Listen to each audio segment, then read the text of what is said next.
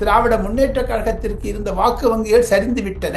தமிழக அரசாங்கத்தை புகழ்ந்து பேசினாலும் சரி, தமிழக வாக்காளர்களிடையே இருக்கக்கூடிய ஒரு அன்பு ஆதரவு என்பதெல்லாம் எதிர்ப்பாகிவிட்டது திராவிட முன்னேற்ற கழகத்திற்கு. ஒரு தனியார் தொலைக்காட்சி, ஆங்கில தொலைக்காட்சியில் மு.க.ஸ்டாலினுக்கு 47% 2023-24 இருந்தது. இப்பொழுது அது 36 குறைந்து விட்டது. எடப்பாடி பழனிசாமிக்கு இருந்தது அதிகமாகிவிட்டது. விஜய்க்கு இருந்தது 47 வந்து விட்டது. விஜயும் எடப்பாடி பழனிசாமி பாஜகவும் சேர்ந்தால் திமுக காணாமல் போகிவிடும். அதற்கான சூழ்நிலை ஏப்ரல் மே மாதத்தில் வந்தாலும் ஆச்சரியப்படுவதற்கில்லை சிவா. அதையெல்லாம் கட்டமைப்பதற்காகத்தான் அமித்ஷா தமிழகத்தில் இன்று இரவு தங்குகிறார். அங்கு மார்ச் 10 மத்திய பாராளுமன்றம் கூட இருப்பதனால் அப்பொழுது என்னென்ன சூழ்நிலைகள் உருவாகும் என்று தெரியவில்லை. இந்திய எதிர்ப்பு போராட்டம் இருந்தால் அகிலேஷ் யாதவ், தேஜஸ்வி யாதவ், மம்தா பானர்ஜி, உத்தவ் தாக்கரே, சரத்பவார் எல்லாம் திராவிட முன்னேற்ற கழகத்திற்கு ஒத்து போவார்களா? ஏன் ராகுல் காந்தி ஒத்து போவாரா தெரியாது. சீமான் மீது ஒரு குறி வைத்து சீமான் உயிருக்கு ஆபத்து என்றால் மத்திய அரசாங்கம் கண்டிப்பாக சீமானுக்கு விஜய்க்கு கொடுத்த சிஆர்பிஎஃப் புரொடெக்ஷன் கொடுத்து விடுவார்கள். செல்வ பெருந்தகை மாறிவிடுவார். ஜோதிமணியை தான் தமிழக காங்கிரஸ் தலைவராக போடு விடுவார்கள் என்று மத்திய காங்கிரஸ் தலைப்பில் சொல்லுகிறார்கள். சிவா, ஒன்னே ஒன்று சொல்றேன். டெல்லிக்கு வந்த 15 காங்கிரஸ் தலைவர்கள் கண்டிப்பாக அவர்களுக்கு இடம் கிடைக்காது. அவர்கள் தமிழ் வெற்றி கழகத்திலும் நாம் தமிழர் கட்சியிலும் பாஜகவிலும் சேர்வதற்கான அறிகுறிகள் அதிகமாகிவிட்டது. காங்கிரசின் பிளவு என்பது காங்கிரஸை முன்னும் வலி இழந்து செய்து தமிழகத்தில் பிரசாந்த் கிஷோர் வந்து தமிழகத்தில் திராவிட முன்னேற்ற கழகத்தை தோல்வி அடைய வேண்டும் என்பதுதான் நாளை சூளுரை உழைக்க இருக்கிறார்கள். அது ஒரு மாபெரும் முனையாகத்தான் இருக்கும். 3 கட்சிகள் தமிழகத்தில் வளர்ந்து விட்டது. பாரதிய ஜனதா கட்சி, தமிழ் வெற்றி கழகம், நாம் தமிழர் கட்சி.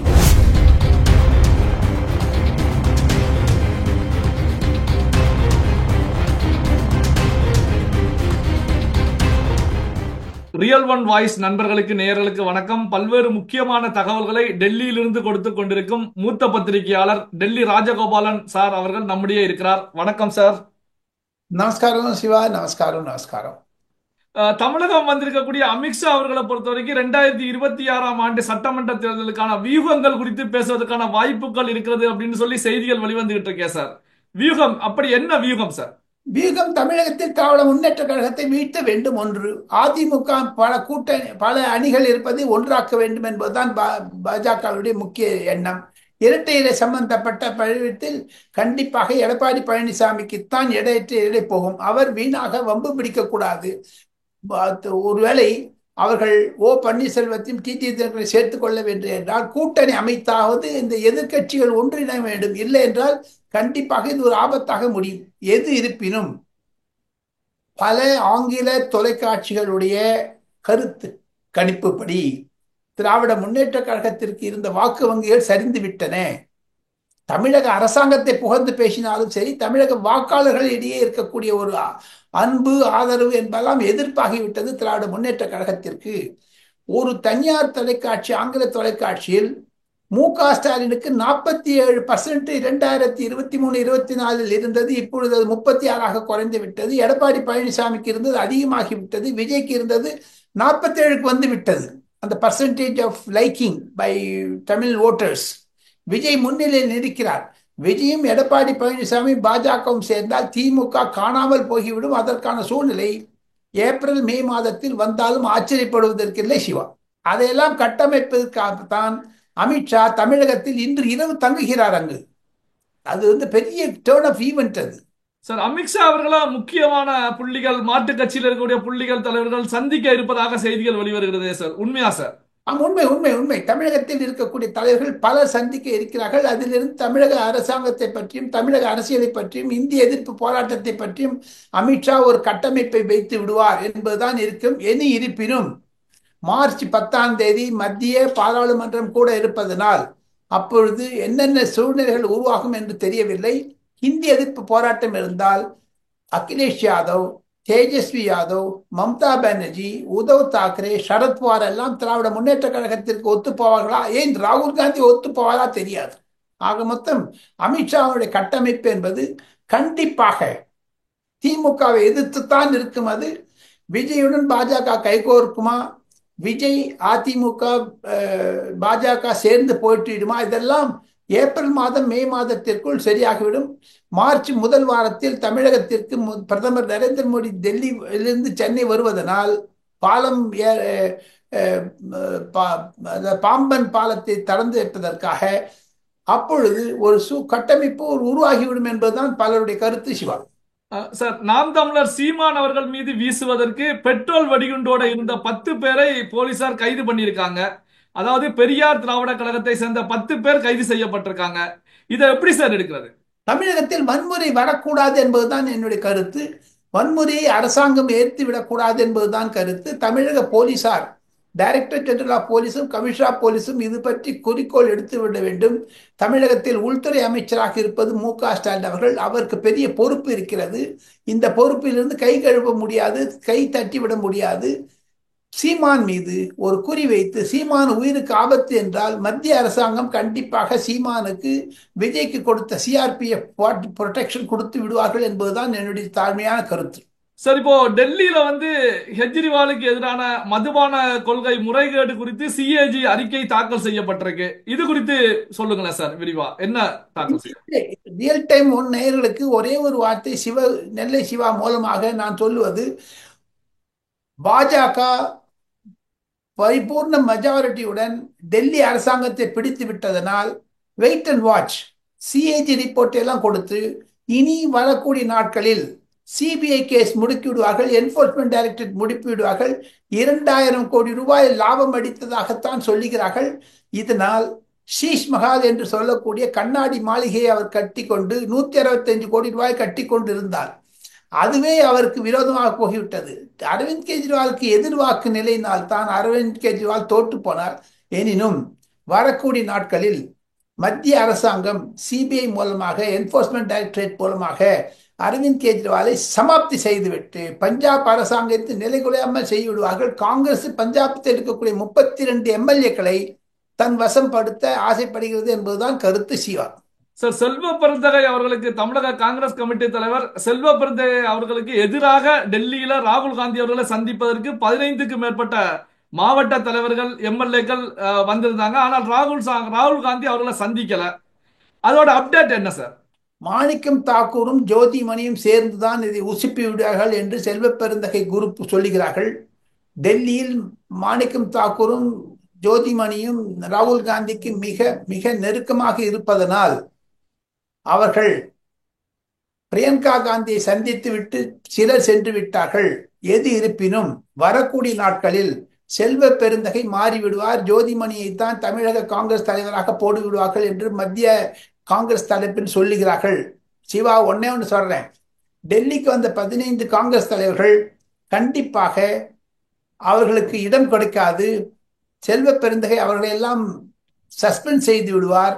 இவர்களுக்கு விகல்பம் என்ன என்று கேட்டால், வேறு வழி என்ன என்று கேட்டால், அவர்கள் தமிழ் வெற்றி கழகத்திலும் நாம் தமிழர் கட்சியிலும் பாஜகவிலும் சேர்வதற்கான அறிகுறிகள் அதிகமாகிவிட்டது. காங்கிரசினுடைய பிளவு என்பது காங்கிரஸை முன்னும் வலி இழந்து செய்து திராவிட முன்னேற்ற கழகத்திலிருந்து 3 சீட்டு 4 சீட்டு தான் தருவேன் என்று அசம்பிளிக்கு போட்டியிட ஆரம்பிப்பார்கள்.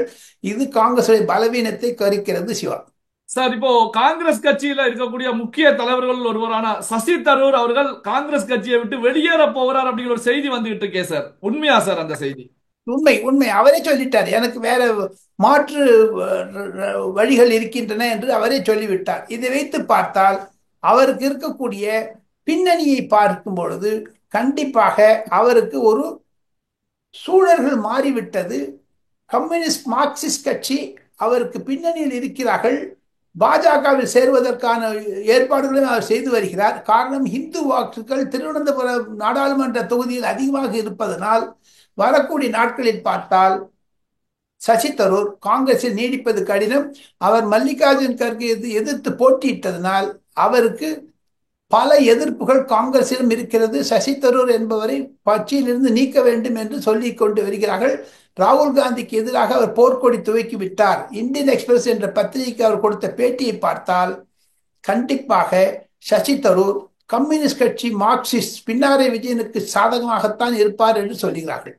சரி, பிரதமர் நரேந்திர மோடி அவர்களை பொறுத்தவரைக்கும் இந்து மதத்தை அழிப்பதற்கு ராகுல் காந்தி, மம்தா பானர்ஜிக்கு வெளிநாட்டில் இருந்து நிதி வந்தது அப்படின்னு சொல்லி கடுமையான தாக்குதலை நடத்தியிருக்காங்க. இதை எப்படி சார் பாக்குறீங்க? யுஎஸ் எய்ட் என்று சொல்லக்கூடியது தமிழகம் கண்டிப்பாக தமிழகத்தில் இருக்கக்கூடிய 85 என்ஜிஓக்களுக்கு பணம் வந்ததாகத்தான் மத்திய அரசாங்கத்தினுடைய ரகசிய குறிப்பு தெரிவிக்கிறது சிவா. பல பத்திரிகைகள் அந்த பெயர்கள் வந்து விட்டன. தமிழகத்தில் 1990, 95, 2000, 2005, 2010 போன்ற வருடங்களில் பல கல்லூரிகளை அகில இந்திய அளவில் அவர்கள் யுஎஸ் எய்ட் என்று சொல்லக்கூடிய அமெரிக்க பணத்தினால் தான் பண்ணார்கள். அதிலிருந்து இந்து விரோத போக்கை ஜோ பைடன் அமெரிக்க அதிபர் உசுப்பி விட்டார் என்றாலும் இந்தியாவில் சிறுபான்மையின் வாக்கு வங்கி அதிகமாக விட்டதனால் சிறுபான்மையை உசுப்பி விட்டு பங்களாதேஷ், இலங்கையில் போன்ற கலவரத்தை இந்தியாவில் உருவாக்க வேண்டும் என்று தான் அமெரிக்கா நினைத்தது. ஆனால் நல்லபடியாக ட்ரம்ப் பதவிக்கு வந்ததனால் அந்த முயற்சிகள் பாரிடப்பட்டது. இருப்பினும் நரேந்திர மோடி சொல்வதில் கண்ட நல்ல ஒரு உள்ளடக்கம் இருக்கிறதாகத்தான் நான் நினைக்கிறேன். வட இந்தியாவில் 21 மாநிலங்களில் பாஜக ஆட்சி புரிகிறது. ஒன்றல்ல, இரண்டல்ல, மூன்றல்ல, நான்கு அல்ல. அதையெல்லாம் இந்துத்துவாவினுடைய பிந்துவாகத்தான் கருதுகிறார்கள். மகாராஷ்டிராவிலும் சரி, டெல்லியிலும் சரி, ஹரியானாவிலும் சரி, இந்துக்களுடைய எண்ணிக்கை உதாரணமாக நரேந்திர மோடிக்கு 65 கோடி வாக்காளர்கள் 2024 பதவி வரும்போது வாக்களித்தார்கள். ஆனால் சிவா, ஒன்றொண்டி தாங்கள் புரிந்து கொள்ள வேண்டும். மகா கும்ப் நடந்ததே பிரயாக்ராஜில், அதற்கு 65 கோடி பேர் வந்துட்டு குடமுழுக்கு செய்து போனார்கள். பல தலைவர்கள் தமிழகத்திலிருந்து வந்தார்கள். பல பல பல லட்சக்கணக்கான பேர். ஆக மொத்தம் அந்த குடமுழுக்கு விழா பாரதிய ஜனதா கட்சிக்கு ஒரு வெற்றி கொடுத்து விட்டது. மூன்றாவது முறையாக யோகி ஆதித்யநாத் உத்தரப்பிரதேசத்தில் மீண்டும் ஆட்சிக்கு வந்தால் 2027 ஆச்சரியப்படுவதற்கில்லை. அதை வைத்துத்தான் நரேந்திர மோடி காங்கிரஸ் இந்துக்களுக்கு எதிரான இயக்கம், முஸ்லிம்களுக்கு இயக்கம் என்று வெளிப்படையாக நேற்று போபாலில் சொல்லிவிட்டார். இப்போ திமுகவை பொறுத்த வரைக்கும் இந்த அதாவது சோசியல் மீடியாக்கள் எல்லாம் பெரிய அளவுல வளர்ச்சி கண்டிருக்கக்கூடிய இன்றைய நிலையில இந்திய எதிர்ப்பு போராட்டத்தை மீண்டும் கையில் எடுப்பது அவர்களுக்கு கை கொடுக்குமா சார்? கை கொடுக்காது. ஒன்னே ஒண்ணுங்க சிவா, நானும் நீங்க பேசிட்டு இருக்கோம். இப்போ இந்த தொழில் வளர்ச்சி, இந்த டெக்னாலஜி வளர்ச்சி வந்தால் 1965 இல்லை. தமிழகத்தில் திருநெல்வேலியிலிருந்து ஒரு ட்வீட் செய்தால், ட்விட்டரில் போட்டால், எக்ஸ்தலத்தில் அது அகில உலகத்திற்கு சென்று விடுகிறது. நாம் இருவரும் பேசிக் கொண்டிருக்கும் இதே சமயத்தில் என் கையில் ஒரு மொபைலில் இருந்து தமிழில் பேசினால் அது ஹிந்தியிலும், மராட்டியிலும், குஜராத்தியிலும், ஒரிசாவிலும், பெங்காலியிலும் மொழிபெயர்க்கப்படுகிறது கூகுள் மூலமாக, கூகுள் குரு மூலமாக. அப்படியெல்லாம் டெக்னாலஜி வளர்ந்து விட்ட பிறகு, திமுக இந்த சோசியல் மீடியா வந்த பிறகு இந்த கையை எடுத்தார்களே, ஆனால் அது திமுகவிற்கு எதிர்வினையாகத்தான் போகும். 2026 திமுக என்பது அடியோடு பூண்டோடு வெடித்து கொடுவதற்கான சோசியல் மீடியா கண்டிப்பாக அதில் இருக்கக்கூடியவர்கள் வேலை செய்வார்கள். திமுகவிற்கு ஒரு ஆபத்தாகத்தான் நான் கருதுகிறேன். சார், இப்போ தமிழக முதலமைச்சர் அவர்களை பொறுத்த வரைக்கும் இருமொழி கொள்கையே போதும், இப்ப தமிழும் ஆங்கிலமும் போதும், இதை படிச்சவங்க பெரிய அளவுல வந்திருக்காங்க. மயில்சாமி அண்ணாதுரை, அப்துல் கலாம், சுந்தர் பிச்சை அப்படின்னு சொல்லி சுட்டி காட்டுறாங்க. ஆங்கிலம் படித்தே மிகப்பெரிய உயரத்துக்கு சென்றிருக்காங்க அப்படின்னு சொல்லி தெரிவிக்கிறாங்க. அப்ப ஆங்கில மொழி படித்து உயரத்துக்கு சென்றிருக்காங்க அப்படிங்கிறத சுட்டி காட்டக்கூடிய முதலமைச்சரை பொறுத்த வரைக்கும் தமிழ் மொழி வளர்வதற்கு ஏதாவது நடவடிக்கைகள், செயல்பாடுகள் எடுத்திருக்கிறாரா சார்? யாரு? முதலமைச்சர் மு.க. ஸ்டாலினா? அவர் தமிழ் தமிழ் பேசுறங்களை தவிர தமிழுக்காக என்ன செஞ்சாங்க? இதை தவிர அதைத்தான் சீமான் அவர்கள் சொன்னது 100க்கு 100 உண்மை. சீமான் ஈரோடு தொகுதியில் பிரச்சாரத்தில் ஈடுபட்ட பொழுது பெரியார் மண் அல்ல, பெரியாரே மண்ணு, தமிழகத்திற்கு பெரியார் செய்த, தமிழுக்கு செய்த துரோகம், தமிழ் காட்டுமிராண்டி பாஷை என்றெல்லாம் சொன்னாரே. அதுக்கு திராவிட முன்னேற்ற கழக தலைவர் மு.க. ஸ்டாலின் என்ன பதில் சொல்ல போகிறார் தெரியவில்லை. இருப்பினும் தமிழை வளர்த்தது பல பல ஆழ்வார்கள், நாயன்மார்கள், 63 நாயன்மார்கள் என்றெல்லாம் இருக்கிறது. தமிழுக்கு உதவி செய்தது பலர் இருந்திருக்கிறார்கள், திராவிட முன்னேற்ற கழகம் மட்டுமல்ல. ஆக மொத்தம் நரேந்திர மோடி கூட தமிழுக்காக நிறைய செஞ்சிருக்கார் கடந்த 10 வருடங்களில். அதையெல்லாம் தன்னுடைய மனதில் கை வைத்து பேச வேண்டும் மு.க. ஸ்டாலின். தமிழுக்காக திராவிட முன்னேற்ற கழகம் பேச்சில் தான் இருக்கிறார்களே தவிர செயலில் இல்லை என்பதுதான் பலருடைய கருத்து. சிவா, தமிழக வெற்றி கழகத்துடைய 2ஆம் ஆண்டு விழா நடைபெறுகிறது. இதுல மும்மூர்த்திகளாக ஞான ஆரோக்கியசாமி, ஆதவ் அர்ஜுனா, பிரசாந்த் கிஷோரும் மேடை ஏற போறார்கள் அப்படிங்கிற செய்திகள் வந்துட்டு இருக்கு. இதை எப்படி சார் பாக்குறீங்க? பிரசாந்த் கிஷோர் இன்று டெல்லியிலிருந்து வந்தார். அவரை சந்திப்பதற்காக சிலர் முயற்சி பெற்றார்கள். நானும் அவரிடம் பேசக்கூடிய ஒரு வாய்ப்பு கிடைத்தது. இருப்பினும் தமிழகத்தில் பிரசாந்த் கிஷோர் வந்து தமிழகத்தில் திராவிட முன்னேற்ற கழகத்தை தோல்வி அடைய வேண்டும் என்பதுதான் நாளை சூளுரை உழைக்க இருக்கிறார்கள். அது ஒரு மாபெரும் திருப்பு முனையாகத்தான் இருக்கும். மூன்று கட்சிகள் தமிழகத்தில் வளர்ந்து விட்டது. பாரதிய ஜனதா கட்சி, தமிழ் வெற்றி கழகம், நாம் தமிழர் கட்சி.